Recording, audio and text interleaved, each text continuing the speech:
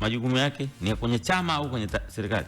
Majukumu yake ni hasa ni ya kwenye chama, lakini pia na kwenye serikali, kwa maana ya kwamba yale mambo ambayo wenyewe wanayaona, mfano serikali imetoa ripoti yake kuhusiana na miradi, upande wa pili wa yale ambayo yanaonekana, yeye ndo anakuja kama naibu waziri kivuli, naibu waziri mkuu kivuli, ayazungumze kwa upande huo, au kwenye ofisi ya waziri mkuu ayazungumze yale ambayo yanaenda ndivyo sivyo, na wenyewe wanatoa ushauri wa nini ambacho kifanyike, lakini anaizungumzia ndani ya chama chake, na anaweza kuita press kwa ajili ya Watanzania pia.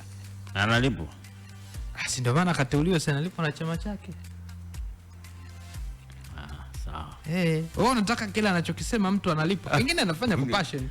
Tanzania yaweka msimamo mkataba wa afya na Marekani. Gazeti la Nipashe hili hapa ambalo namaliza nalo kwa siku hii ya leo, Castro Dickson akiwa anategemea nitaenda Kenya, lakini leo siendi kwa sababu ucharukaji wa Wakenya kwa shughuli.